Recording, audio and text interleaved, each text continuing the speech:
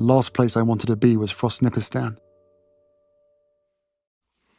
This one's wife. Here comes the shite. Hello, I'm H.G. Tudor. What's that smell? Oof, dear oh dear. That is a very unpleasant whiff, to say the least. It smells very much like bullshit that has been festering for quite some time. Can you smell it too? I'm sure that you can. Because, after all, when there are certain events that occur, you can always rely upon the shite turning up. That you can rely upon certain individuals who are lieutenants of or in the coterie of this one's wife to add their unwanted views. That they come crawling out from the rocks under which they've been recently hiding to ensure that they have an opportunity to put forward their unwanted and unsavoury views. It is like the pipeline of shite being turned on, allowing the effluent to flow once again. Of whom do I speak? Well, you may well have an inkling, but first out of the pipeline, it's none other than Dr. Shola. As John King in the Daily Express reports, Dr. Shola wades into Princess Kate photo row and demands same apology for this one's wife. Dr. Shouty Shola has demanded an apology for this one's wife amid the row over Princess Kate's edited family photo. Activist Dr. Shouty Shola took to social media on Monday to ask why the Princess of Wales didn't apologise via X to clear up confusion over claims Kate made this one's wife cry ahead of her marriage to Prince Harry. Let's have a thunk about that, shall we, Dr. Shouty Shola? Why is it that the Princess of Wales didn't apologise on social media about claims that Kate made this one's wife cry ahead of the marriage? Dr. Shola tweeted, under 24 hours, and Kensington Palace tweets the Princess of Wales's apology to clear up confusion because hers, Prince William's credibility, is at risk. So why didn't Kate ever tweet an apology to clear up the confusion over the "this one's wife made Kate cry" lie, which fed a global racist pylon against this one's wife? Let's have a think about that. Could it be, Dr. Shouty Shola, that she didn't issue an apology because there was nothing to apologise for, because it was true that this one's wife made Catherine cry? Could it be that as a consequence of the evidence that was obtained by the meticulous researcher that is Tom Bower, that demonstrated that she threw the flowers in the bin and slammed the door in the face of Catherine, that it was actually this one's wife who ought to be apologising? Could it also be that given the various behaviours we've witnessed in relation to this one's wife and her narcissism, that it's entirely likely that she would have been unpleasant to Catherine? So not only does the evidence demonstrate that she was, not only do we see plenty of evidence about the way that she behaves, but we also understand that because of her narcissism, that's the type of thing that she would do. Therefore, it was true. But along comes Dr. Shouty Shola, pouring out of the pipe, creating a whiff with her ill-conceived and jaundiced views, whereby, oh, look, the Princess of Wales is under pressure, I will come along and in a complete non sequitur suggest you need to apologise because you propagated a lie that this one's wife made you cry, and that caused a racist pylon against this one's wife.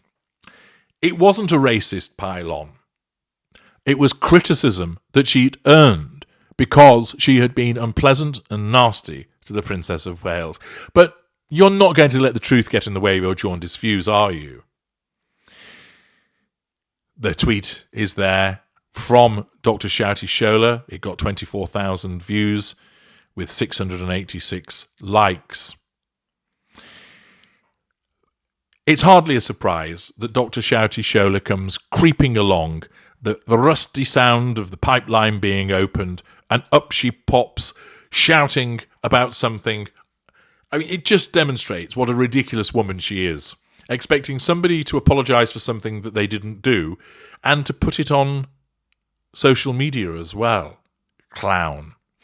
But of course, if Dr. Shouty Shola is going to make an appearance, we know that the improbably named plastic-faced lickspittle that normally has his nose firmly wedged up the arse of this one's wife is going to appear, and indeed he does. Wells Oster in the International News reports, this one's wife's mouthpiece reacts to Princess Kate's photo scandal. This one's wife's alleged mouthpiece and British journalist, the improbably named plastic-faced lickspittle Omid Scobie, seemingly took a dig at Princess Kate's recent photo scandal. Taking to X, the writer of the controversial book Bell Endgame advised the Princess of Wales to hire a good communication team. Yeah, Scobie, I think you need a good communication team because you didn't know whether you were coming or going in relation to the issuing of the lies that you propagated when you allowed the names of Kate and Charles to be included in a book that you sent for translation, and then you tried to blame the translators for making it up. You're just a cock. And you probably suck a lot of it as well. He wrote, wonder what it would be like if they had a good comms team. As Scobie shared his take over Catherine's photo crisis, one social media user wrote, it seems Prince William is the head of the comms team these days. Comms team needs to be fired, another fan chimed in. For the unversed, an official photo of the Princess of Wales smiling with her 3 kids, Prince George, Princess Charlotte and Prince Louis, has been released on March 10th. Interestingly, it was Kate's first picture following her abdominal surgery and rising conspiracies about her health condition. However, AP issued a kill notification due to suspected manipulation upon closer examination of the shared photo. Amid the growing confusion, Princess Kate issued an apology on March 11th, saying, I do occasionally experiment with editing. Like many amateur photographers, I do occasionally experiment with editing. I wanted to express my apologies for any confusion the family photograph we shared yesterday caused. I hope everyone celebrating had a very happy Mother's Day. But of course, any opportunity to try and score some points for Team Sussex, the lieutenant that is the improbably named one comes crawling out, oozing out from under his rock, pouring out of the pipe as the shite appears. And we had a double whammy of it this time.